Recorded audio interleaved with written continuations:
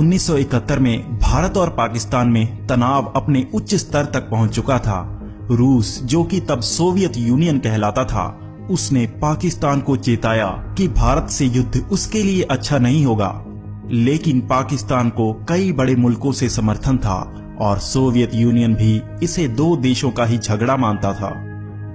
लेकिन 3 दिसंबर की शाम को पाकिस्तान ने भारत के 11 एयरबेस पर अचानक हमला कर दिया, जिसमें आगरा भी शामिल था। तभी भारत की प्रधानमंत्री श्रीमती इंदिरा गांधी ने रेडियो पर इसे युद्ध की शुरुआत कहा। Pakistan launched a full scale war against us. और भारत की तीनों सेनाओं ने पाकिस्तान पर हर फ्रंट से हमला कर दिया। 4 दिसंबर की रात को भारतीय नेवी ने कराची पोर्ट पर हमला कर दिया, जिसका जवाब पाकिस्तान के पास भी नहीं था। भारतीय नेवी ने पाकिस्तानी एयरफोर्स को इस तरह से चकमा दिया कि उन्होंने अपने ही जहाज PNS जुल्फिकार को तबाह कर दिया। लेकिन स्थिति में तब बदलाव आया जब कई और देश पाकिस्तान के समर्थन में आ गए। अमेरिका शुरू से ही पाकिस्तान के समर्थन में था।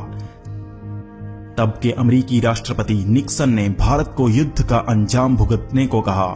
इसके बाद जॉर्डन ने भी 4 एयरक्राफ्ट पाकिस्तान के समर्थन में भेजे और जरूरत पड़ने पर 22 और भेजने की इच्छा जाहिर की। तुर्की और सऊदी भी पाकिस्तान के समर्थन में आ गए थे। इसके बाद संयुक्त अरब अमीरात और इंडोनेशिया ने भी पाकिस्तान के समर्थन में अपने अपने एयरक्राफ्ट उतार दिए। ये सब तब अमेरिका की मेहरबानी से हो रहा था।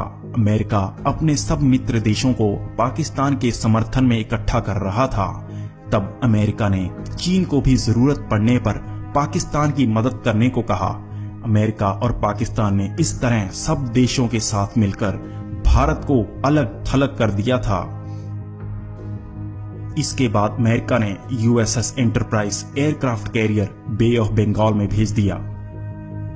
इसके साथ ही यूनाइटेड किंगडम ने भी HMS ईगल पाकिस्तान की मदद के लिए भेज दिया। इस तरह ये देश मिलकर भारत को घेरने की तैयारी कर रहे थे और भारत का पलड़ा थोड़ा हल्का पड़ने लगा था। और तब मैदान में कूदा भारत का मित्र देश रूस। सबसे पहले तो रूस ने चीन को सीधा ही धमकाया कि अगर वो इस युद्ध में कूदा तो रूस से सीधा युद्ध करना पड़ेगा। और इसका असर ये हुआ कि चीन की उसके बाद पूरे युद्ध में आवाज तक नहीं निकली। रूस, जो कि तब कई देशों से मिलकर सोवियत यूनियन कहलाता था, उसका सामना चीन नहीं कर सकता था।